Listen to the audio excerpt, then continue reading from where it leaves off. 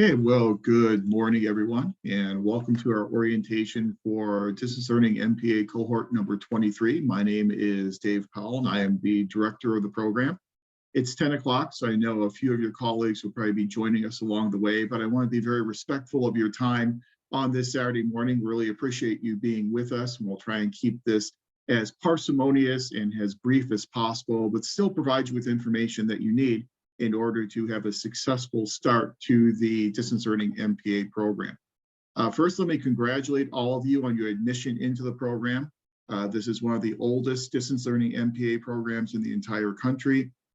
We're routinely rated in the top 10, depending upon what study you look at, but we're usually in the top 10 of Distance Learning MPA programs nationwide. And so congratulations on your admission. I think you're going to enjoy your time in the program. We've really designed the program to help augment your skills in terms of administration and management. And our program really is very heavily focused on administration and management.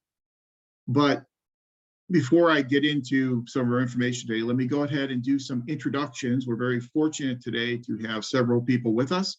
So again, my name is Dr. Powell, and I have been the director of this program now for the past 18 years. I took over the program with Distance Learning Cohort number 5, and this is now Distance Learning Cohort 23.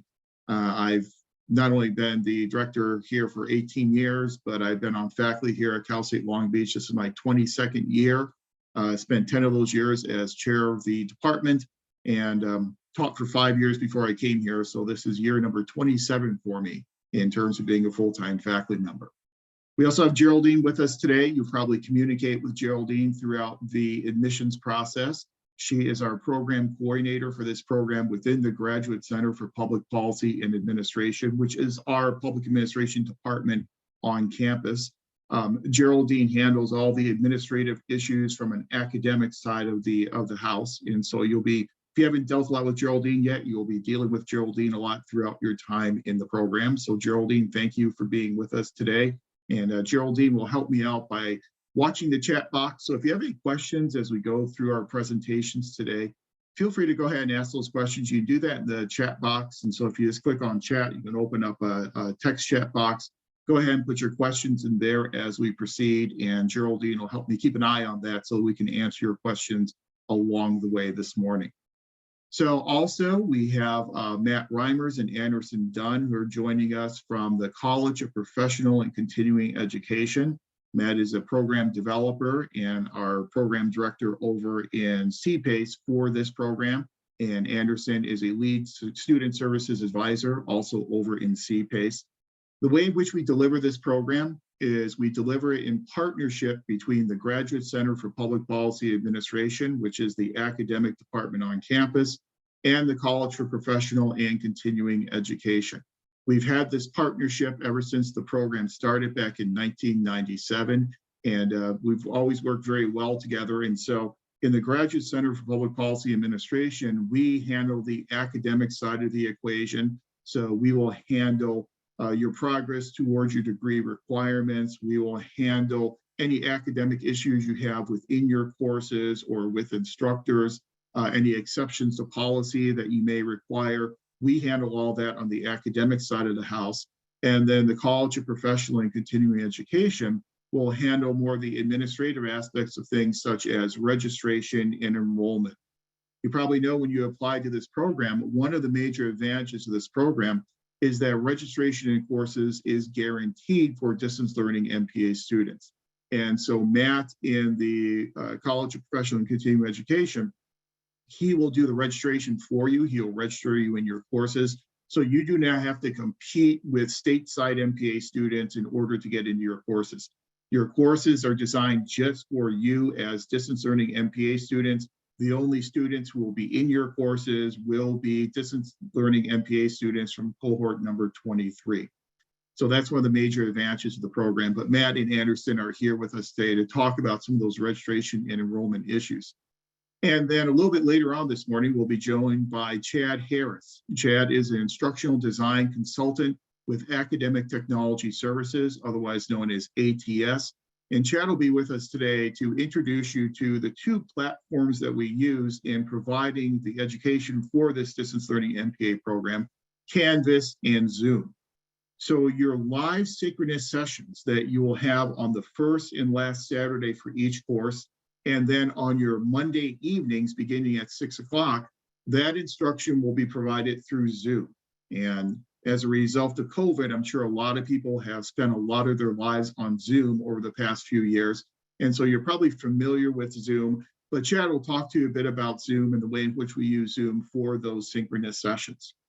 Then Canvas is the learning platform that we use for your discussion board postings and for you to submit your assignments. So obviously, since we are an online program, all of our course meetings are done through Zoom. They're all online. So all of your submissions of assignments will all be done electronically as well through the use of Canvas. Now, as a college campus, we have just recently begun transitioning from our old system known as Beachboard, which was just our version of Blackboard, to this new platform of Canvas. And so the entire university is going to be transitioned to Canvas no later than summer semester of this year of 2023. But we thought it would be wise to just start this cohort with Canvas so you would have a uniform, consistent platform that you'll be using throughout your entire time in the program. So Chad will provide you an introduction to both Zoom and Canvas. And then near the end of the session today, since I will be your instructor for your first course, PPA 500, that begins next weekend, next Saturday, I will show you what our Canvas site looks like, and I'll show you how to navigate our specific Canvas site that we'll be using for PPA 500. So those are the folks who are with us today. I hope everyone is here. And we like to have some information provided on financial aid, since I know some people do take advantage of financial aid and use loans to pay for their education. We don't have a representative from financial aid with us today, but financial aid has been gracious enough to provide us with a video detailing all the important elements of financial aid tailored for this distance learning MPA program. So I'll share out that video with you, and we can take a look at that video and answer any questions you may have. Again, Geraldine and I over in the Graduate Center for Public Policy Administration don't handle the financial issues. I think it's very important for us to keep the academic side of the house separate from the finances, so we don't handle any of those financial aid issues. But you'll see in the video, there'll be some contact information if you do have any specific questions regarding loans, that you can contact the Office of Financial Aid directly. And the Office of Financial Aid is very familiar with our program. They've been working with our program now for many years, since 1997. So they understand all the unique characteristics of our program as compared to a more traditional on-campus state-supported program. So let me go ahead and stop this share, and let me go ahead and share out the video. Hopefully I can get the video to work. So let me optimize it and make sure the sound's going to work. Here we go. Okay. Okay, hopefully everyone can see the presentation. Hi, in today's presentation from the Office of Financial Aid and Scholarships, we will cover the financial aid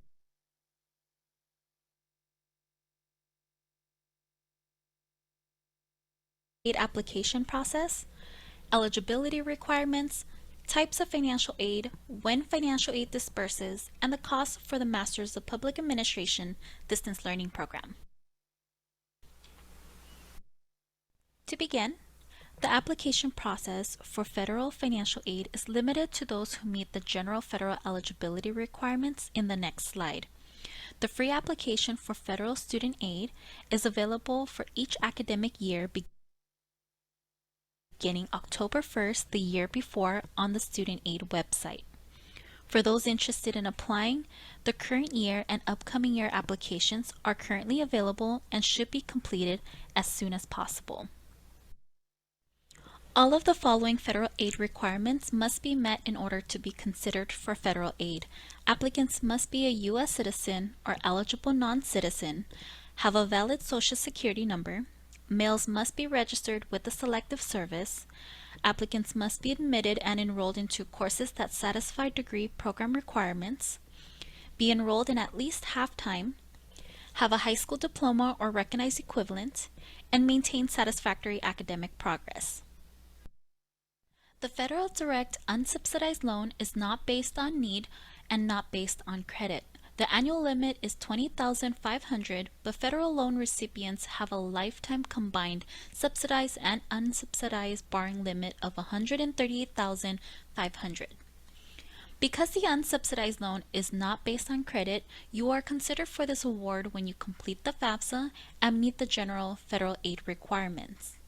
The Grad Plus loan is also a federal loan, except it is credit-based and would require those who are interested to apply directly on the student aid website.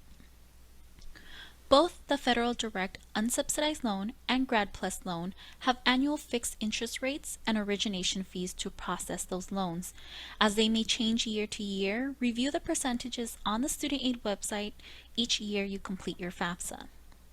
Lastly, there are private loans, which are alternatives to federal loans. Private loans require those who are interested to apply directly with their private lenders of choice, and eligibility is determined by those private lenders. Once you have submitted your FAFSA, the Office of Financial Aid and Scholarships will notify you of any additional documents required to confirm your financial aid eligibility in April prior to the next academic year. If there are no additional documents required from you, an award package will be offered in July. For your first term of attendance beginning middle of the current academic year, you should anticipate an award offer or notification of additional documents within 2 weeks of the date our office receives a copy of your application. Once you receive an award offer, you may choose whether or not you want to accept the aid to assist you with your educational costs. If you decide to accept the Federal Direct Unsubsidized Loan or apply for the Grad Plus loan, the federal student aid does require you to complete the entrance counseling to ensure that you understand the responsibilities and obligations you are assuming, and signing a master promissory note in promise to repay your loans and any accrued interest and fees. Both items are in the student aid website as well as the confirmation page when you complete your FAFSA. Your accepted loans will not be released to you if these steps are not complete. The Federal Direct Unsubsidized Loan and Grad Plus loan requires a minimum of half-time enrollment. Since your courses are in sessions, you do not meet the half-time enrollment of at least 4 units until the second course of that season begins. These courses in red is when you will meet the half-time requirement in the university's traditional academic calendar. CSULB does not offer financial aid in the winter, and your coursework does not meet the minimum half-time requirement to apply for summer loans. Therefore, when deciding to borrow loans between fall and spring, be sure to include any winter and summer coursework in mind when you do your personal financial planning. One of the general federal aid requirements listed on the FAFSA and the student aid website states federal aid applicants and recipients must maintain satisfactory academic progress, also known as SAP, to receive and to continue to receive financial aid. The Department of Education has established 3 standards to measure what is considered satisfactory academic progress: GPA, pace of progress, and maximum time frame. Graduate recipients must maintain a minimum cumulative GPA of 3.0, passing at least 67% of attempted units, and can only receive financial aid for 150% times the minimum units required to complete the program. Therefore, it is important to take only graduate level required coursework and successfully complete them to ensure that you maintain satisfactory academic progress. SAP is evaluated after each fall, spring, and summer semesters when grades are finalized, and students will be notified by email of their SAP status when evaluations are complete. The current program cost listed in your department's website states a cost of $500 per unit, $1,500 per course, totaling $19,500 for the program. The cost of attendance or budget is the average cost to attend CSULB for one academic year, consisting of fall and spring semesters. The cost of attendance on your student portal helps you and the Office of Financial Aid and Scholarships determine approximately how much money you will need to attend and how much financial aid you will need to meet that goal. Aside from mandatory fees, the cost of the courses, the cost of attendance includes average room and board, books and supplies, travel, loan fees, and personal expenses. Therefore, you will notice the cost of your program does not equal the cost of coming to CSULB because tuition is only a fraction of the average budget. For example, Tom, a new spring admitted MPA student who is currently working full-time. After going through his personal finances, Tom determined he needs additional financial assistance to help pay for school. He received a financial aid package offering the annual federal direct unsubsidized loan of $20,500, which may be less than his cost of attendance, but more than what he wants to accept to help him pay for his courses. For this reason, Tom decided to only accept $10,000 each year to strictly pay for those courses. $5,000 will disperse during the fall time, and $5,000 will disperse during the springtime.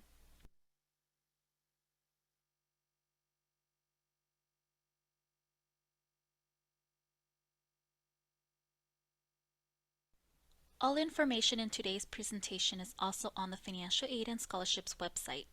Although scholarships were not mentioned as part of the federal aid application process, students are highly recommended to research for CSULB and outside scholarships to help with their educational expenses.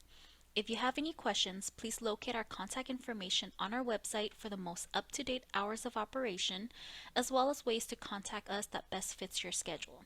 Thank you and have a great day.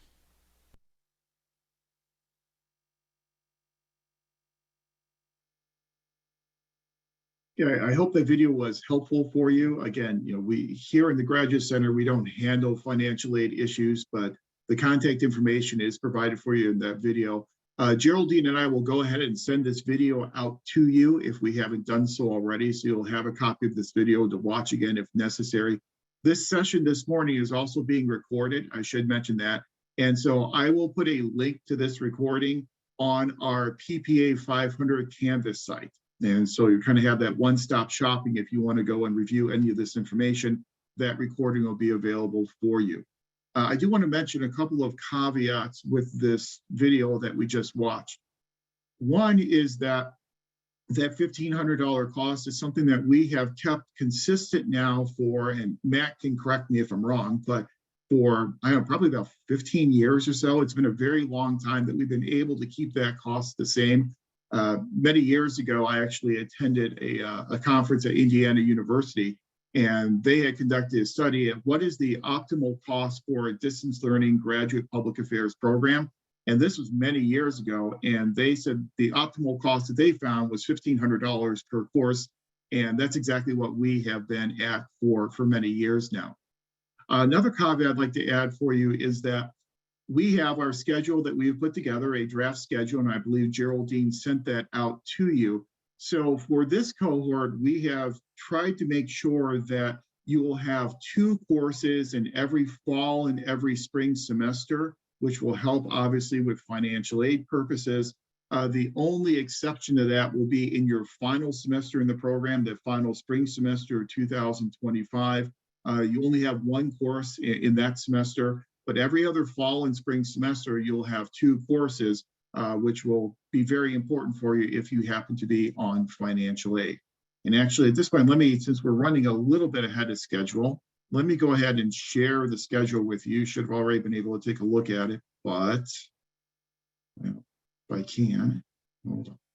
My computer is being a little odd. Here we go. Okay, let me share out the schedule and walk you through it just very quickly, and then we'll be ready for Matt after that. Okay, loading up.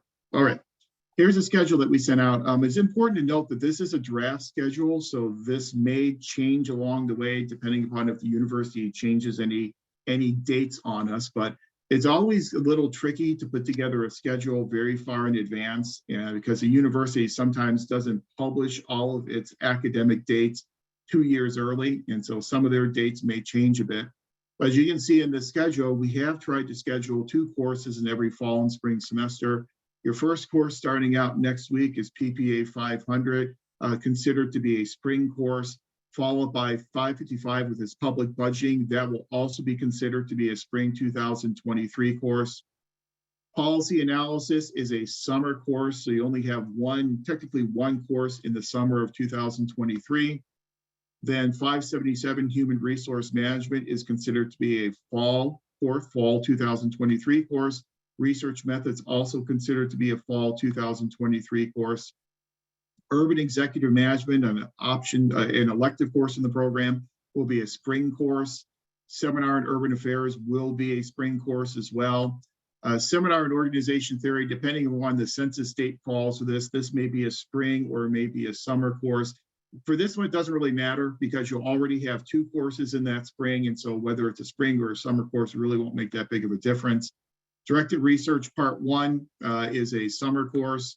Directed Research Part 2, the census state will fall into fall, so it will be considered a fall course, as will Intergovernmental Relations, as will Negotiating Dynamics. And then your final course in the program, Grants Administration, begins in February, will be the lone course that you will have in spring of 2025. So we've tried really hard to work around university holidays and also to make sure that in every semester except the last one, you will have 2 courses in every fall and every spring semester. Again, some of this may change. The instructors listed on your schedule may change depending upon instructor availability. I don't anticipate a whole lot of major changes to instructors. We have a really strong, stable cohort of instructors, adjunct instructors who teach in this program. And the vast majority of your courses, 9 out of your 12 courses, will be offered by Nucleus full-time on-campus faculty. So that's one of the advantages of this program, is that there's a lot of stability in terms of the instructors who teach in the program. So again, if you have any questions as we move through this, feel free to ask those questions in chat, and Geraldine and I will be keeping an eye on that. But with no further ado, I see that Matt and Anderson are both here. So let me go ahead and turn it over to Matt and to Anderson. And Matt, I'll go ahead and make you a co-host so that you can have screen sharing if you would like. Okay. Thanks, Dr. Pale. Okay, you are up. Beautiful. I just sent everyone in the group chat, though, the student services list. I thought we had sent that out to the group, but did not. So that's going to be in the chat. Basically, it's just going to cover everything that Anderson and I will be covering this morning. I just want to welcome everybody and introduce myself again. My name is Matthew Reimers. I'm the program manager, program developer for the Distance Learning MPA program. I have walked a mile in your shoes because I did receive my master's in PPA on the stateside program in 2015. So well-versed. I've managed this program for about 10 plus years now. And like I said, was a student of the program and the state side of it. So, which is basically the same exact program, just not cohort based.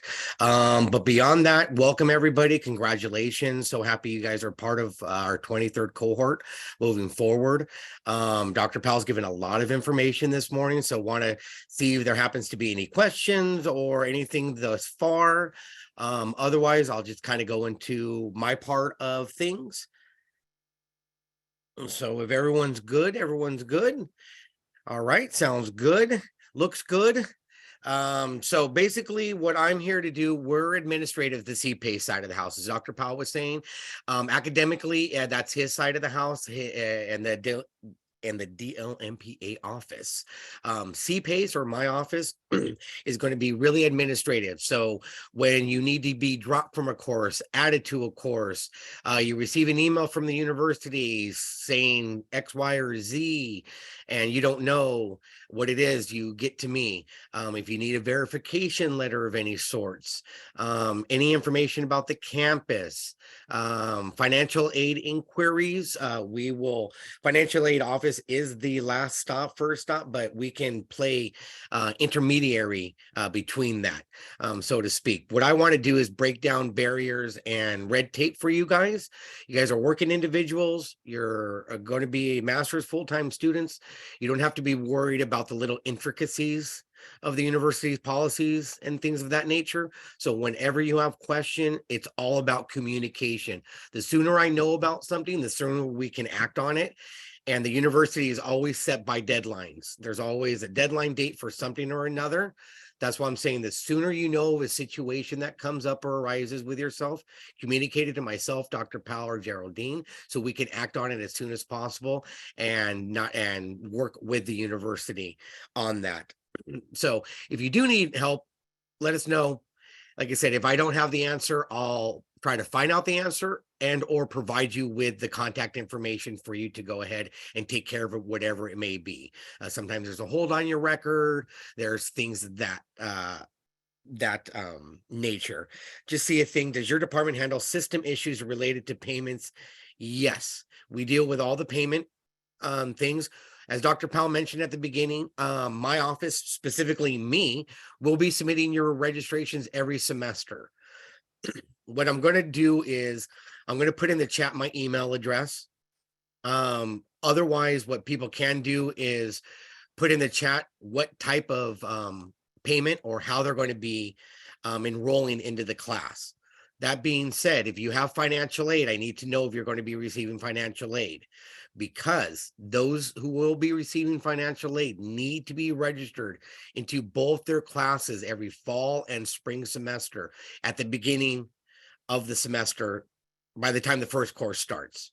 What happens with that is once your second class starts, then your funds will be dispersed to cover the total amount for that semester. Okay, but I need to know and get you registered into both classes at the beginning so the system sees that you're reflected at 6 units and doesn't drop you or any red sirens that say they're not meeting the requirements for financial aid or anything like that. There's not going to be a hold on your account that's going to prevent you from attending class, from anything of that nature.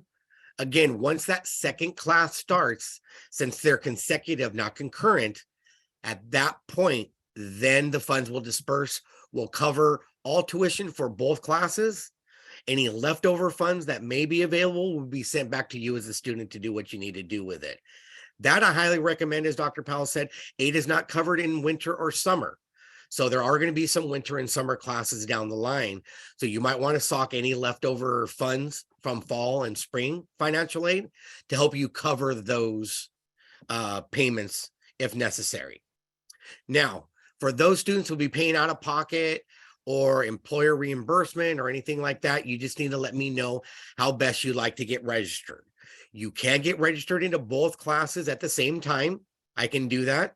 Otherwise, if you want to just pay for one class at a time, which you can, because you only have to pay for the number of units you're registered into. So you can register into your first class PPA 500, and then I won't register you into your second class PPA 555 until about 1 to 2 weeks prior to the start of that class. So you have that time. You have about 4 to 5 weeks for the difference of payment. So, but it's up to you. If you want to pay for both classes and be registered into both classes and you're paying out of pocket, that's fine. Just indicate that to me. If you just want to be registered into one class at a time, indicate that to me as well, because I'm going to note that on your records. Again, those that are receiving financial aid, please indicate that to me as well, so I can note that on your record. Have another question real quick. Will we be enrolling classes today? No, you guys aren't enrolled. Because again, I needed to figure out how you needed to be registered because not everyone's the same. That being said, by the time I get to Monday, I should have everybody in the cohort and know how they're going to register, and I will be submitting registrations no later than Tuesday at the latest, most likely Monday. Once you are registered, there is communication and emails that I send out to the entire cohort indicating that you have been registered into the classes, how to make payment for the classes, what the classes are, and little things of that nature. Okay. So what I'm going to do is I'm going to put into, hold on, bear with me. Send me your method of payment for the program. Email me at, I'm going to get my email address in the chat. You guys can put it in the chat if you want, but otherwise, what I'd really like you to do is go ahead and email me. That way I have a record of everybody and I can update the my list accordingly. So if that can be done no later than tomorrow, because as I said, I want to hit the office on Monday and be able to submit your registration with class starting on Saturday. So real simple, if you're financial aid, let me know on financial aid. If you want to do one class at a time, let me know that. Boom. Again, if you want both classes at a time, boom, you can do that. If you have another method of payment, reimbursement, whatever it is, we'll figure it out whether you do one or two. There is an option that we do have for individuals. That's something Anderson might cover more, which is our payment plan option.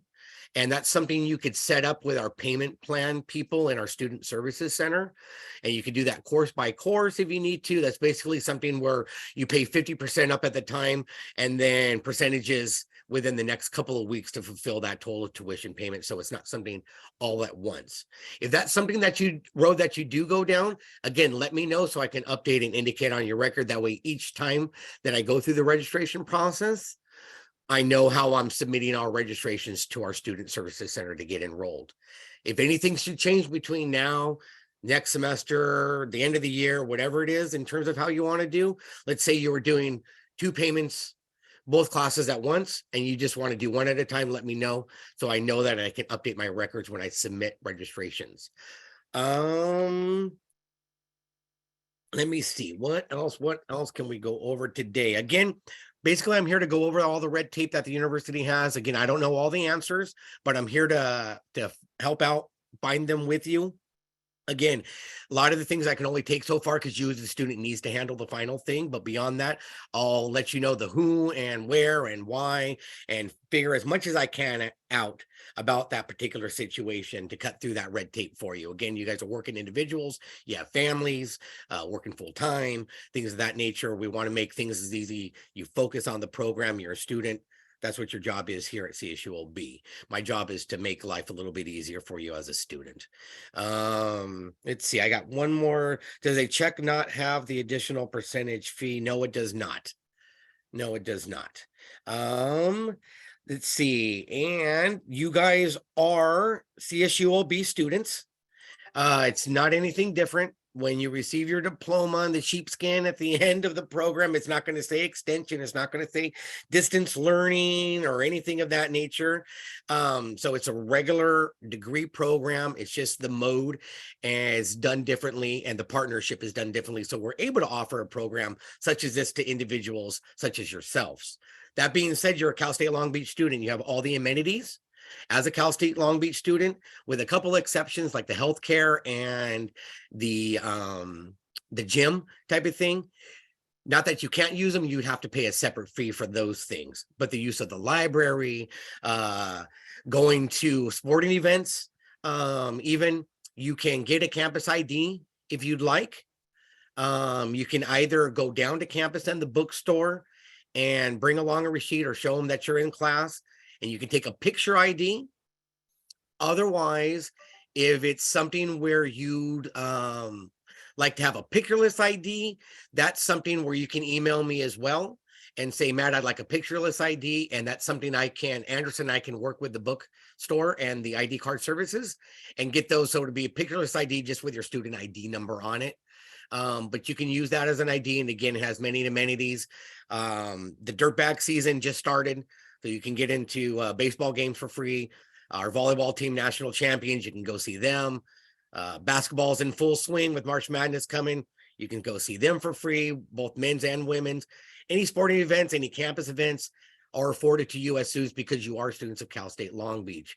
I think there's also, deals on the bus and several places, you can get into a movie a little bit cheaper. Museums. I know Norton Simon's free for students. I still use my ID card. But other than that, I just want to let you know you guys are students of this university. There's no differences, okay? Let me see, what else was I gonna cover? Hi, Matt. Yes. It looks like we have another question on the chat, but can you clarify one more time for us all what the student should be emailing you this weekend? This weekend? Yeah, like you want to know how many classes are gonna. No, I just need to know their method of registration. Okay, there you go. And after that, if they wanted a pictureless ID, or we're going to go get the ID on their own. If you want a pictureless ID, let me know and I can put that order in. If you want to just come to campus and get one with a picture, then you're more than welcome to.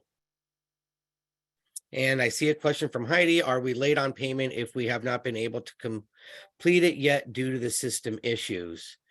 I'm not entirely sure, Heidi, if you want to go ahead and unmute yourself, and I need just a little bit clarification on what you're asking on that. Yeah, I based on what Geraldine sent us, as far as the link to go to the CSUOB website, it takes us to the actual part of the website where it gives us the instructions. And then when I clicked on the instructions, it actually sent me to an unsecured site.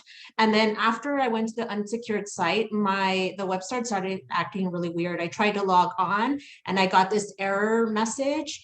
I tried it several times and I keep going in circles. And when I try calling the help desk, I'm having a difficult time reaching them. And honestly, this week was a busy week at work. And so I wasn't able to be on the phone for longer than 20 minutes. It was taking a little bit longer than that. So that's the reason why I haven't been able to complete the payment online. What payment are you talking about? The fees for the course. Okay, you haven't been registered into anything. Okay. So there's no payment, there's no fees for you to pay. I get it. Okay. There's Maybe no that's fees. Yeah, once you get registered, then the fees will hit your system. Right now, you guys are not registered into anything, as we've indicated. I'm going to be doing that on Monday. Once you're registered, because there's no payment for you to make. Got it. That's probably why there's an error then. Yeah, okay. I was just going to say that's the issue right there. There's nothing to pay for you to pay, which is a good thing. So if you had to pay something, I'd be like, huh? But no, once you're registered, again, I'll send out that email that you guys are registered or in the process of being registered. At that point, there's steps involved. There's a whole email that I send out, a templated email about the registration process and how to go and make payments. If you use a credit card, it's this, things of that nature. So don't worry about that. You actually have until the day before class begins to make payment. Okay, perfect. Classes always start on Saturday. You always have until that Friday. Okay. And then if we get into things, like I said, that's where communication comes into play. If something were, hey, it's going to be later than the start of the class, I need to take it's happened. I've had that happen in past cohorts where classes have started and the student hasn't cleared their hold yet. Unfortunately, things happen. So we totally understand. We don't want to put you back against the wall. So good communication on that is always good. We don't like to see that happen, but again, it happens. When it does happen, I get with our ATS people and I ask them if they can provide that particular student access while they remove their hold. Usually that hold's removed by that second week of class. I've trusted individuals and they've always been really good with that.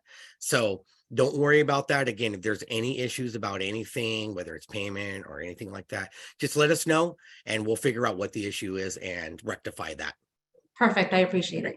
Oh, Thank you. Problem. Thank you for clarifying too, Heidi. I appreciate that. Does anyone else have questions? You can either put them in the chat or unmute yourself. Yeah, just to reiterate, so for distribution for financial aid, it's only gonna release to the student once we register, and whatever is left over, we're gonna go ahead and be given that, correct? That is correct. Again, at the beginning of each semester, at least the fall and the spring semester, those who have indicated financial aid, I will register you into both your fall and or spring classes at that time. That indicates to the system that you're registered into 6 units. Again, the funds won't disperse until the second class starts. Once that happens, that funds will then disperse. We'll take care of the tuition for the first class and the second class of that semester. Again, once anything left over, they will go ahead and give you back whatever's left over that you on that amount. Okay, Lizette? Yes. And then, yes, we do have to work on President's Day, but that's okay. It's okay. What happens at our university, they'll take days like this, Columbus Day, and they'll turn it around and put it into our Thanksgiving. So we get the Friday off for the Thanksgiving week. And then it'll allow us to get some of the days off during the Christmas break too. So basically we get them, but just not in the traditional sense, all the sense. But thank you. I'll have to talk to my manager about that. No. Any other questions though? That's what we're here for. This is all new to everybody. It's not new to me, but it's all about good communication with myself, Geraldine, and Dr. Powell. The sooner we know about something, the sooner we can act on it. A lot of times there's a lot of red tape with the university policy and this person's desk and that person's desk and things like that. So again, we're just here to help sort things out for you. So beyond that, let me check to see, make sure I covered pretty much everything. Yeah, we're pretty good to go on that. So again, are there any questions or anything I can say before I move it on to Anderson? And I've been seeing, thank you very much, everybody. I've been seeing the emails coming through. I appreciate that. I'm going to go ahead and update my list accordingly. And then again, get that, process your registrations. And you should be seeing an email from me by midweek indicating that you're registered in the class and the next steps with regards to payment. Okay, I have, let's see. Thank you all for the info. If we're receiving financial aid, does our first payment for our first class need to be out of pocket? No. If you're receiving financial aid, you just need to let me know that you're receiving financial aid. Again, the process is I'll register you into both of those classes at that particular time for your, whether it's fall or spring. You don't have to do anything beyond that. Once your second class starts, the funds will be dispersed. So you're good to go on that. But again, if you have any questions about it, don't hesitate to ask me, okay? Anyone else? We're good? Beautiful. I'm not going anywhere right now, but it was great seeing everybody. I'm going to be working in the background, compiling everything and seeing that way by the end of it, I can say such and such hasn't emailed me their method yet. But if you don't know what it is, don't worry about it. We'll figure it out, okay? Just happy to see everybody again. Congratulations. This is fantastic. You're going to love the program. We have great teachers. We have even better administrators. But just welcome everybody.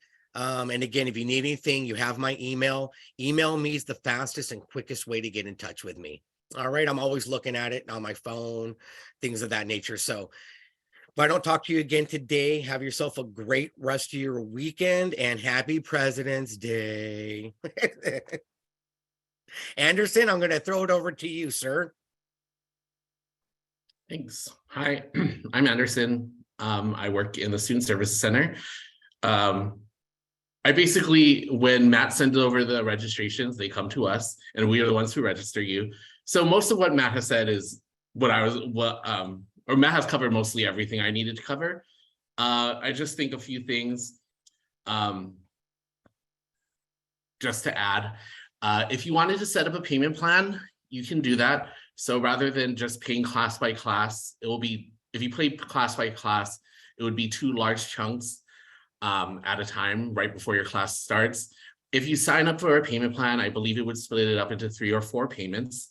In order to sign up for a payment plan, if you're paying out of pocket, you would email us. Our email for the payment plans is on that sheet that I think Geraldine did send out actually, but it's also in the chat. It's cpace-paymentplans@csulb.edu. And so just, if you want to set up a payment plan, you'll need to do it every term that you want to set one up. So some of you might be receiving financial aid during fall and spring, but for summer or for the one semester that you have one course, you can set up a payment plan for those terms where you're having to pay out of pocket, just in case you didn't save your financial aid from the previous semester. Also on the sheet is the instruction links on how to pay through my CSCLB. So as someone pointed out, e-checks, there's no charge, but for card payments, there is a convenience fee that you'll have to pay. So be aware of that. And I'll type in the, I see Esmeralda said, put it in the chat, so I will.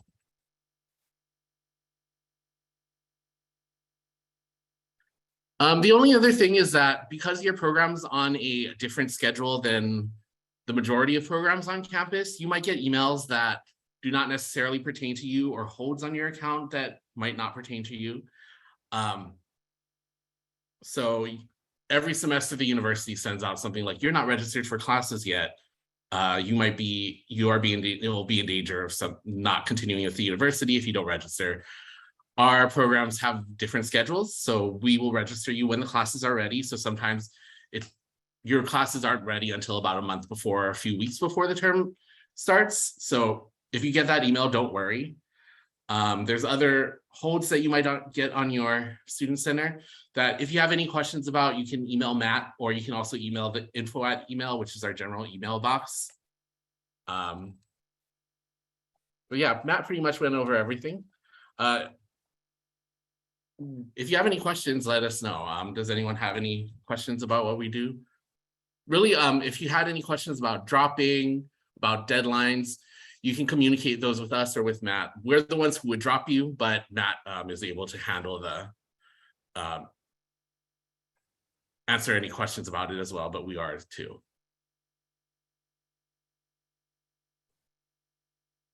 And that's pretty much it. Any no other questions? Yeah, and as Andrew was saying, definitely go through me.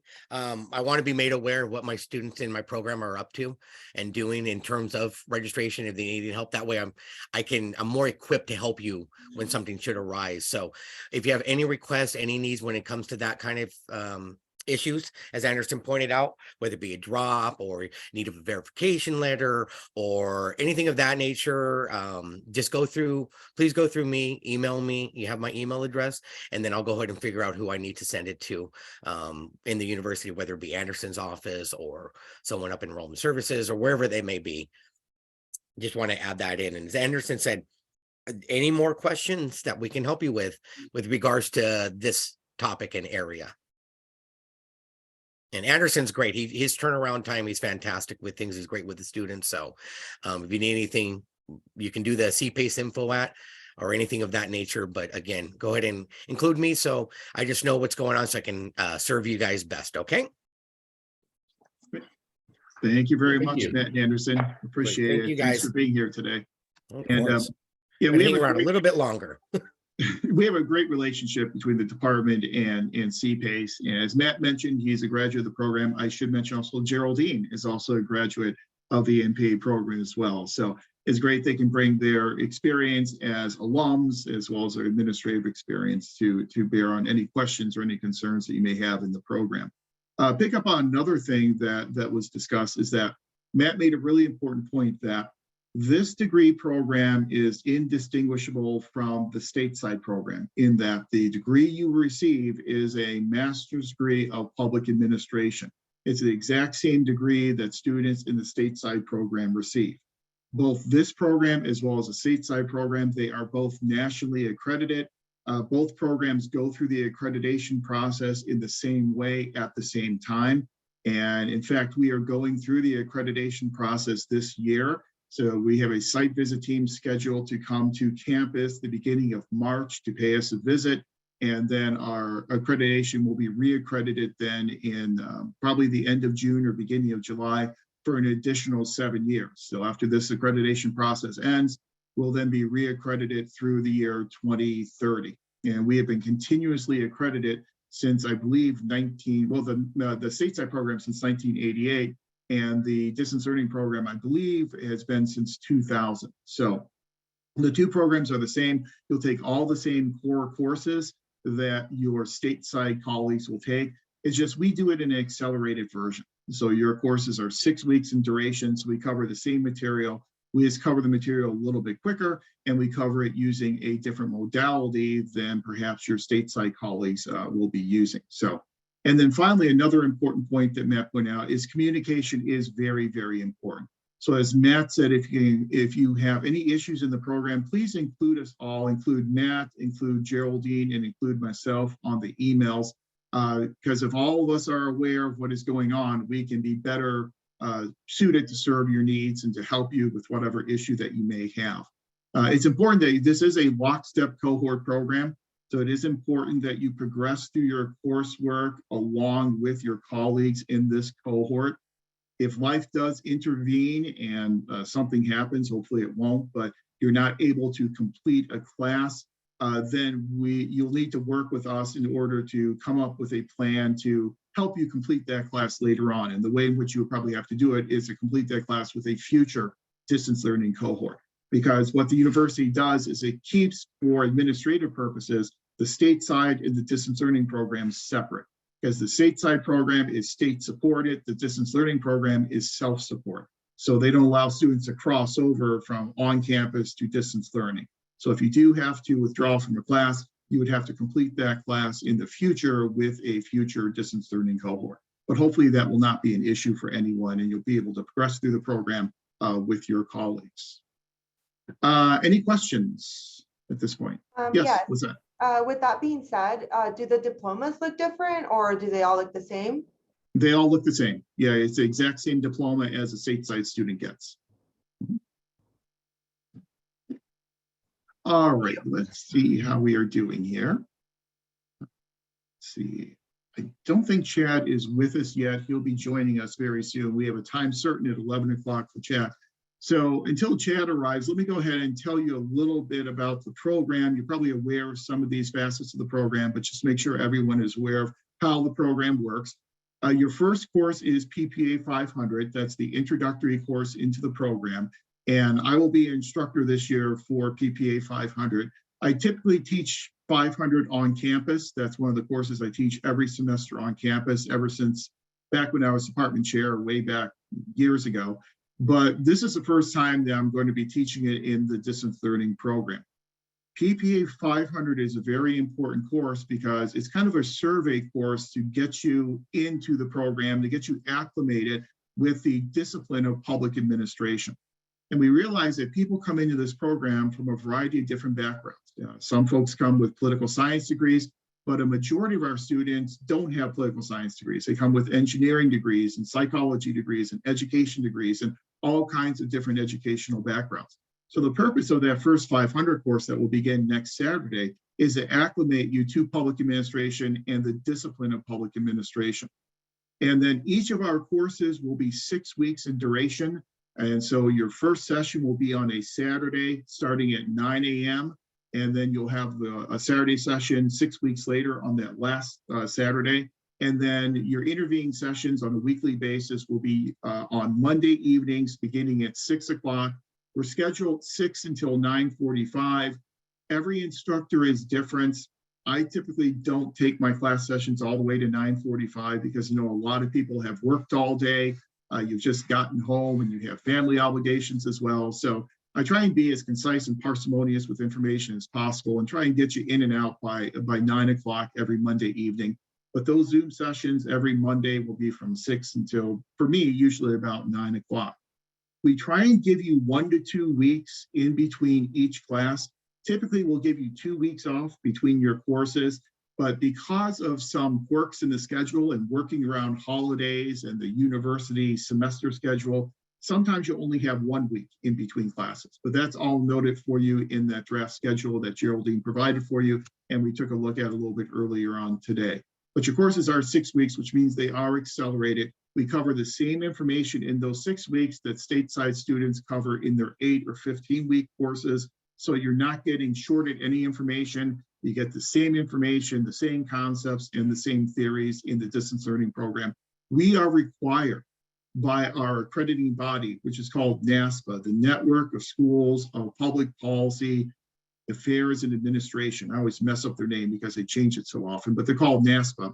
NASPA requires that all accredited programs are consistent and similar to each other. So the learning outcomes and the content covered in this program by accreditation requirements must be the same as the learning outcomes and the concepts covered in the stateside program. The difference obviously is because we are a lockstep cohort program, your electives are pre-selected for you. So those 5 electives we have selected for you. So you don't have the same flexibility of selecting electives as stateside students would have, but that's really about the only difference between the programs. Other than you don't have any prerequisites. Stateside students have prerequisites for their budgeting course and their research methods course. We waive those for the distance learning cohort because we are a lockstep cohort program. It's just not practical to have some people doing prerequisites and some people not doing prerequisites.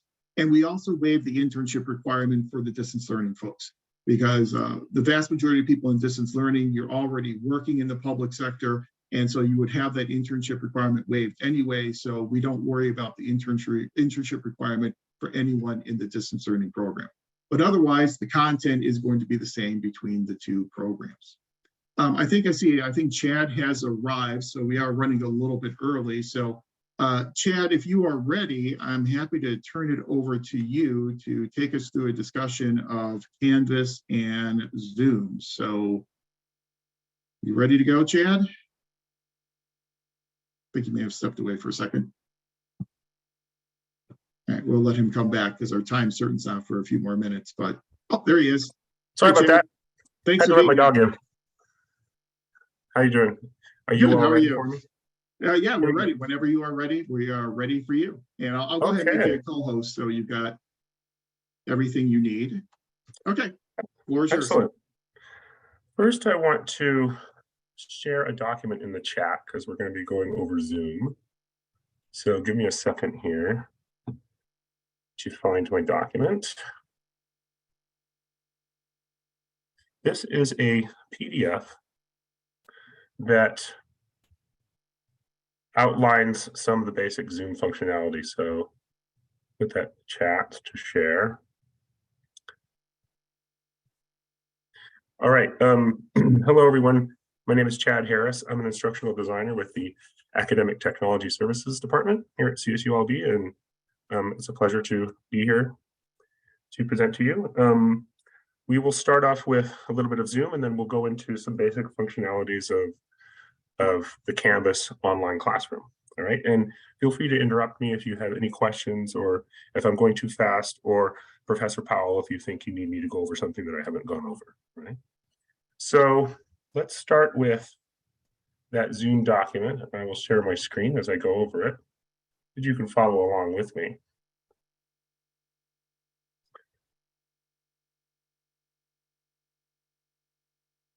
All right, can you all see my screen with the accessing a Zoom meeting? Good. Okay, so yeah, you can follow along with me, but it's hard to screen share with Zoom while you're on Zoom. This is why I have the PDF document, so I can show you some of the functionality while we're actually in a Zoom meeting. So most of you are probably familiar with Zoom, so I'll just go over some of these things just for those who may be still a little bit fuzzy or unfamiliar. Obviously, you know, links to Zooms can be inside an email sent from your instructor or inside a course. Actually, this hasn't been updated. Most of you are, I think, are using Canvas, but some, you know, in the spring, some students are still using Beachboard, right? Beachboard's going to go away by the summer. So most of this stuff refers to Canvas rather than Beachboard, but it pretty much applies. And you can also go to zoom.us and enter your meeting ID directly into the web account as well. So the way Zoom works is that you have a web account through CSULB, through the SSO. If you log in through SSO, that's how you access your own Zoom account. It has a web portion, but it also, the way Zoom works is it downloads what's called a client onto your computer, and that's actually what's running the meeting, but you can access that online as well.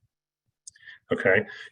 Usually the Zoom launcher will download automatically if you haven't done that before. But you can also go to these various locations to actually download that Zoom client onto your machine. All right, and when you're logging in through SSO and going through your Zoom account, the updates tend to happen fairly automatically. All right, but typically if you're having a problem with Zoom, it could be because you need to update. All right.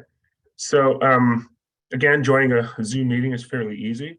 You can sign in through the SSO, and then mostly your Zoom links will work automatically once you're signed into your account. If you're not signed into your account, you're coming from outside the university, typically you will need to use the meeting ID number and a passcode. Okay. So it's always best, oops, sorry, my mouse is really sensitive. So it's always best to go in through the SSO so that you're automatically sort of logged into your account and Zoom recognizes you as a CSULB student. Okay, so there's, again, different ways to join a meeting. Also, when you're in a meeting, it's always good to test your video and audio settings. Those are typically at the bottom of your Zoom screen. If you go to the little buttons at the bottom for audio and video settings, there's a little caret or arrow that you can press, and it gives you a drop down for audio and video settings, and you can go in there and test audio and video before a meeting starts to make sure that it's accessing the right camera and your sound is on and capturing the right microphones and so on. And then let's talk a little bit about the Zoom interface. Obviously, this is something I can't show you because we're already sharing, but here's typically what you should be seeing. You have different ways of, we call this the stage, and you have your audio and video buttons down here. Those are what I just mentioned in terms of your audio and video settings. Video, of course, allows you to be seen. You turn that off, it'll just show your avatar if you have one. Okay. Participants, item number 4, displays everyone who's attending the meeting. All right.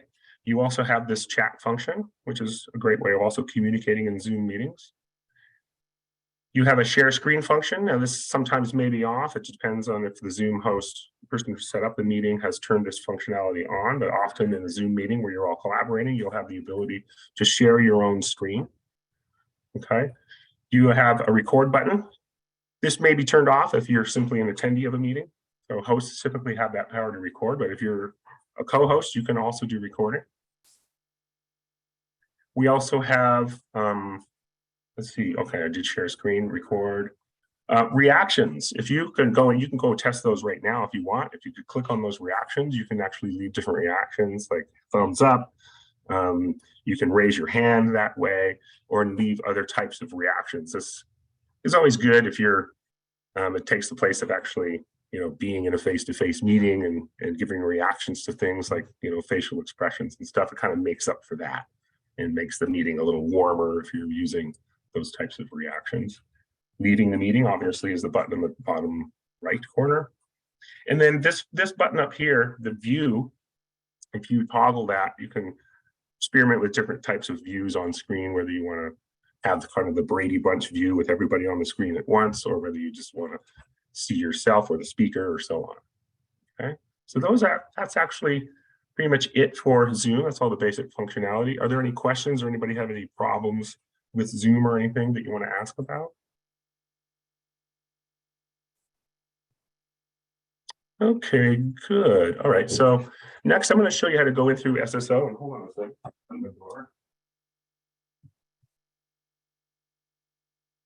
My feisty. Okay, so again, you access Zoom through your SSO, and here's where the check is usually at the bottom because it starts with Z. So you click in here, automatically your Zoom account opens up. As long as you're logged into SSO, it will recognize you as a CSULB student, and then you'll be automatically logged in, and then links tend to work automatically that way. So it's always best to start a meeting by going here first. So that's Zoom. And then I want to start going into Canvas, your online classroom. All right, and this is also the place where you can access that. Here is what we call the Beachboard Canvas chiclet. Eventually, this is just going to say Canvas, because of course, currently Beachboard is still available. So if you click on this now, it actually takes you to a website. Eventually, that will be a button that simply opens up Canvas, because by summer, Canvas will not be available. Well, all classes will be moved to, I'm sorry, Beachboard will not be available. All classes will be moved to Canvas. Okay, but currently it's on this website, and here's the Beachboard login and the Canvas login. All right. You also have what's called the Course View tool, which is a temporary device for seeing, which of your courses are actually in Beachboard or in Zoom. If you click, or Beachboard or Canvas. So if you click on that, you can see which of your classes. It'll list your classes depending on which ones are in Beachboard or Canvas if you don't know already. Okay. This will probably go away as well when we shelve Beachboard. Anyway, so I'm going to go directly into Canvas. So you click that, you can go directly into your Canvas account. And the first thing that pops up is what's called your dashboard. This is where you'll see all the courses that are published and that you are enrolled in. Some courses will be on the unpublished list. Typically that's for, instructors who are building courses or IDs like me. Typically you won't have unpublished courses. You'll probably just have a few courses that you're enrolled in here. You see a lot with me because I'm an administrator in Canvas. And first I will go over, some of these different buttons right here. Okay, so again, you have all your account settings here. One thing that I like to show students, especially at the beginning of every class, is to go to notifications. Notifications are where you control different types of notifications you get from a particular course, whether you're getting emails from your instructor or announcements, or whether there are responses to your discussions and discussion board. If you go to notifications, excuse me, you can actually configure this. So if you find that you're getting too many emails from Canvas, it might be that you have a lot of these notifications turned on for immediate notification. So if you notice here, there's different icons for weekly summary versus immediate notification, and it's based on what you put in your settings as your main contact method. So also here is where you can toggle and find the particular course. So you can set these by course, or you can set it for your overall account settings for getting your different emails. All right. So typically you want to have settings on for announcements, for discussion posts or responses from your instructor, and you'll get email announcements if you have these toggled on for those things. All right. Let's see. You won't see this admin button, and because you'll be a student, so you probably wouldn't see that. But here's your dashboard button again. Another way to access courses is to actually go to this course menu. So it's very similar. Instead of a dashboard, it'll just show you a list. So let me click into that. And typically, again, you see a lot here, but in your account, you probably won't see that many. But at the bottom, you can click all courses, and you'll see all your courses listed this way. You can actually star these. If you click a star here, it'll actually put it on your dashboard. So you can control what you see on your dashboard. If you have too much on here, just go to courses and configure those stars to show what actually pops up on your dashboard. Any questions so far? Am I going too quickly? I don't want to take up too much time, but if I'm going too fast, let me know. Okay. Let's see, groups, you probably won't really need. If you're a member of a group in a course, you can find them here. Here's the course. This is actually a calendar for your account. So this calendar, if your instructor is using it, and typically they do in Canvas, it's kind of an automatic function. In Beachboard, it wasn't. So calendar typically was not used in Beachboard, but in Canvas, it's kind of an automatic, has an automatic kind of functionality. So you'll typically see all your assignment due dates on here. You can click right into them and go to those assignments if you want. So calendar is a great way to kind of access things. Inbox. Inbox is how you can send emails within Canvas, and they go and they're associated with your CSULB email account. Okay. Commons you won't see. You'll also see a My Media button where you can have any videos that you've made or uploaded for assignments or anything you would see here. Video is driven in Canvas by a third-party company called Kaltura, but you'll never see the term Kaltura anywhere in Canvas. It's usually My Media, or within a course, it'll be the media gallery. Okay. Let's see. Let me go into a course now. Any questions so far about the account level in Canvas? Pretty straightforward. Most of you, I'm assuming, are familiar with Beachboard, or maybe Canvas from another institution. So if you are, then Canvas is not really much different than other LMSs. It's just a matter of a different type of interface. They pretty much run on the same engine. Okay. Let's see. I'm going to go right into what I call our sandbox course. This is the course that we use to kind of demonstrate and play with. All right. So when you first go into a course, depending on how your instructor configures this, you may be landing on a home page, or the default for a lot of new courses before they're built is to actually land on the module page. Canvas can be configured differently. So it can actually, your home page could be the syllabus, it could be modules, or it could be a specially designed home page. At CSULB, instructional designers like myself, we don't create the courses for the instructor. Your instructor pretty much has the ability to create the course, get their courses at will. So you will see lots of differences in courses and how they look. Okay, so you'll want to be aware of that whenever you go into any particular course. It really depends on how your instructor is using it, whether it's a fully online course versus a face-to-face course, and how they've configured things like the home page or how they've configured modules. But typically, as a student, you want to go directly to modules, because this is essentially how you navigate through the course. The module page contains all the links to other elements of your course, including assignments, quizzes, and so on. However, some instructors may not be using the module page. So, just be aware of that. Some instructors may not put anything on the module page. If it's a face-to-face course, they may be just using Canvas as the so-called, course website. So in that case, you may be accessing assignments directly through the assignments area, which looks similar, but it's just arranged by all graded activities. So you may find your assignments here, and then you would just simply click into them and submit that way. Okay. I'm going to click into an assignment, but I want to show you the student view first. I have my instructor view open, but if I go to an assignment for as a student and I click in there, if it's an upload, a type of assignment, then you will see you'll see an upload button right here. This already has something turned in for the test student.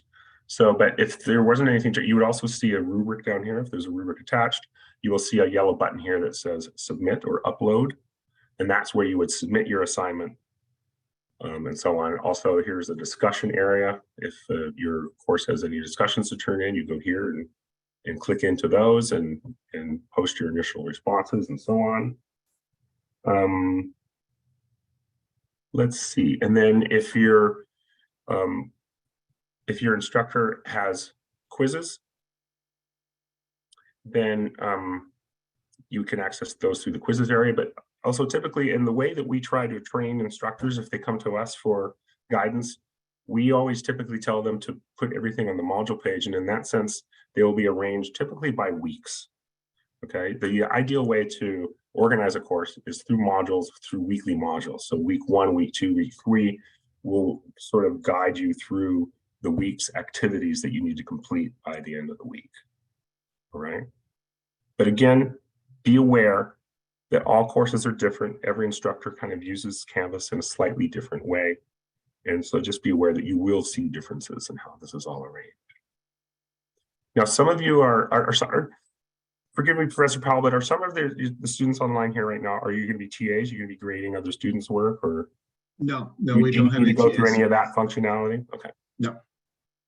All right. So yeah, so this is how this is your experience of the course as a student.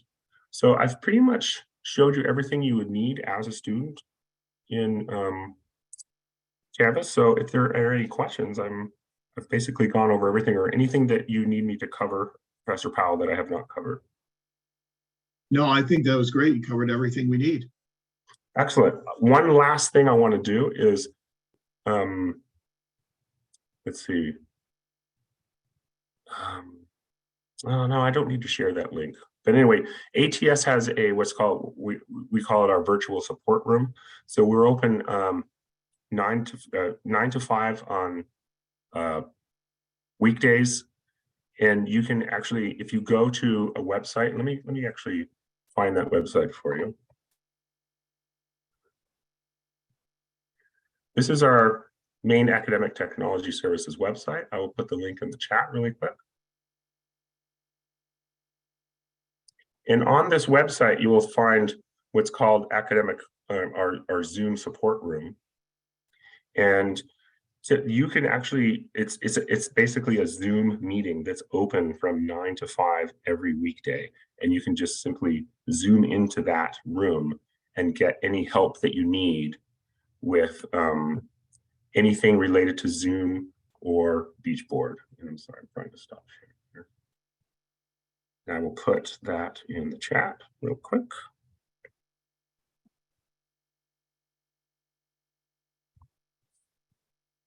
Okay, and then I have a question from Sandra. Any other links to access? Yeah, and what other links do you want me to share? Would you like me to share for SSO as well? Yeah, I was just thinking about those links that you shared. So the Zoom and then the dashboard.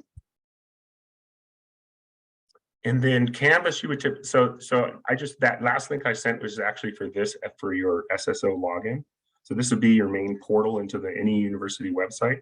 And then you would click on Canvas here to access your Canvas account, to access your dashboard. So you click on this chiplet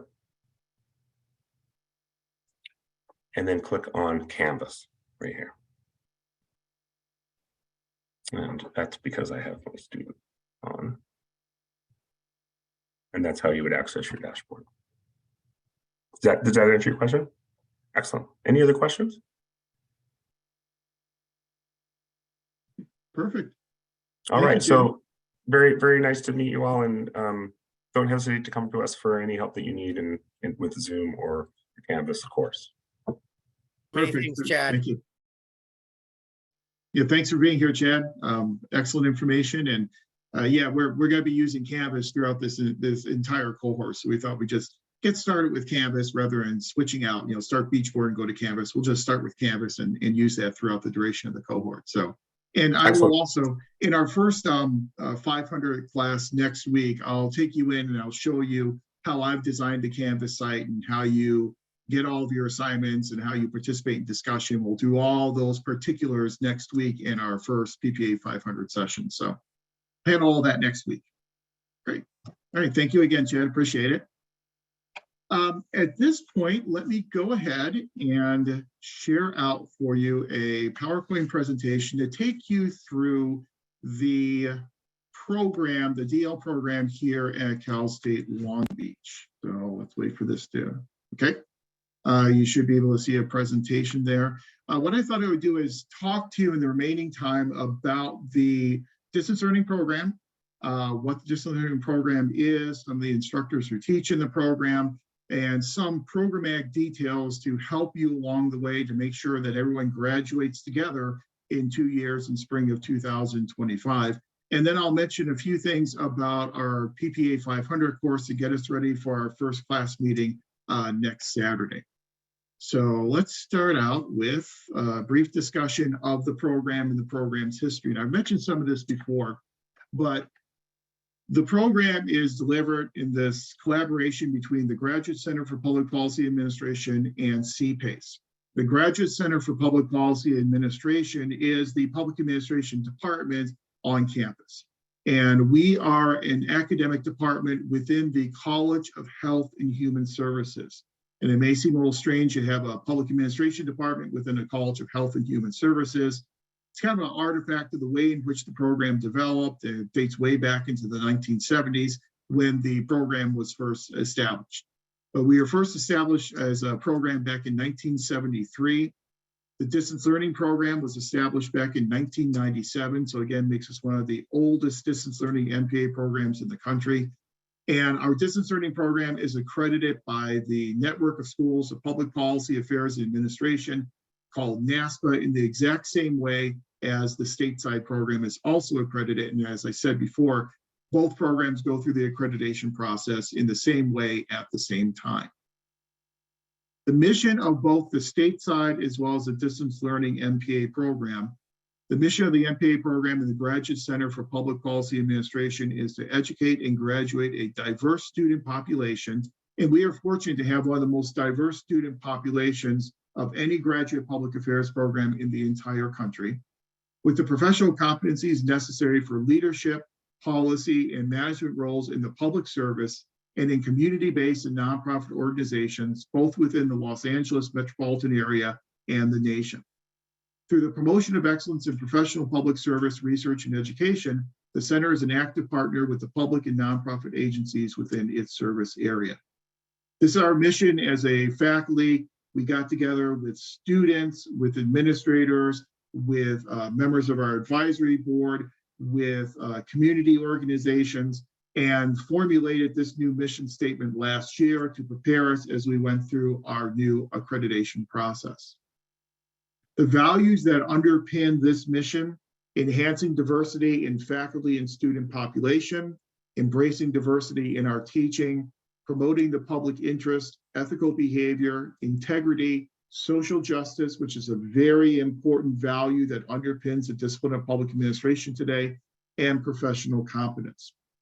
Our accrediting by NASPA requires that every program communicate their mission and communicate their public sector values very clearly to both students as well as applicants. And so I think it's important that we communicate this to you here in this orientation. We'll talk more about these values as we get into our PPA 500 course, but those are the mission and the values of both the stateside as well as the distance learning MPA programs. One of the unique aspects of this distance learning MPA program is that the vast majority of our courses are taught by faculty who hold the highest terminal degree in their field, which is a PhD. 9 out of our 12 courses are taught by full-time resident on-campus faculty. So down to your courses are taught by full-time faculty who also teach in the stateside program. 3 of your courses will be taught by adjunct faculty. 2 of those adjunct faculty also teach in the on-campus program as well.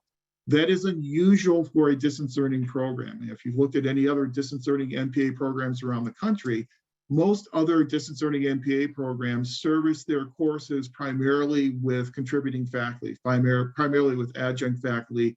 We service ours primarily with the exact same faculty that teach in the stateside program. We have a very interdisciplinary faculty here in the Graduate Center for Public Policy Administration. We have 3 political scientists, including myself.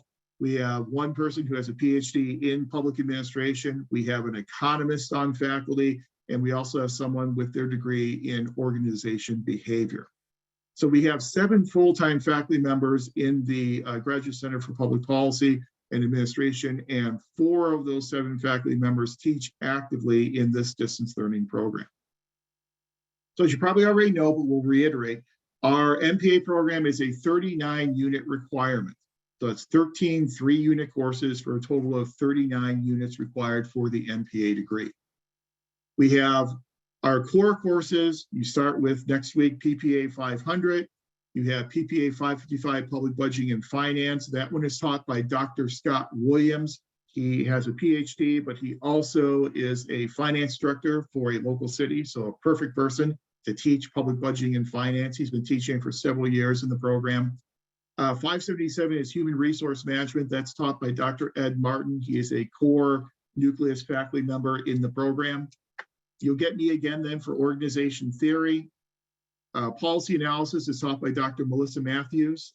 She has her PhD in organization theory and behavior from the University of Minnesota, and she's been with us for several years, I think 5 years, and has been teaching in the DL program her whole time that she's been here at Long Beach. 696 Research Methods is taught by Dr. Adam Butts. He is our current department chair for our on-campus program, and he's also been teaching the DL program for many, many years now. And then your 697 Directed Research, you take 2 sections of that, 2 3-unit sections. Your first 3-unit section will be, your instructor will be Dr. Butts, and then your second section, your instructor will be me. Then the elective courses we have for you in the program, and we have selected these elective courses based upon surveys that we have conducted in the past from former cohorts. And so in previous cohorts, we've sent out a survey and we've asked them which courses of our elective courses would be most useful for you in your career. And these are the 5 that routinely are selected by our previous cohorts. And so that's why we include these 5 as your pre-selected elective courses. PPA 570 Negotiating Dynamics, typically taught by Professor Phil Gonchak. He has recently accepted a position, I believe, in Colorado as a county manager. So we're hoping he'll still be able to offer that course. We'll see what his schedule's like now that he's managing a county in Colorado. Urban Affairs, PPA 610, that's again taught by Dr. Martin, same person who taught your Human Resource Management class. You'll have me again for 535 Intergovernmental Relations. PPA 512 Urban Executive Management, taught by Professor David Armijo. He is a graduate of our MPA program. He's been teaching both stateside as well as the DL program for many, many years. Former director of public transit systems across the country, a former director of Metro here in Los Angeles, former director of the BART system up in San Francisco. He was the director of the transit system in Hillsborough County, Florida, which is the Tampa region. And I believe now he is running a public transit agency in the state of New Mexico. So a lot of experience as a top level leader in the public sector. And then PPA 540 Grants Administration, that will be taught by Dr. Melissa Matthews. That will be your last course in the program. And Dr. Matthews is the same person who you had then for policy analysis. So those are the courses that you'll be taking throughout your time in the program. Now, as we had talked about before, each course is 6 weeks in duration. We have an introductory meeting for each course on the first Saturday, a wrap-up session on the last Saturday, and then the intervening 6 weeks, you will have your Zoom sessions, synchronous real-time sessions beginning at 6 p.m. on Monday evenings using Zoom. In previous cohorts, prior to COVID, those on-campus Saturday sessions, they were actually on campus. So we actually did those in person on campus.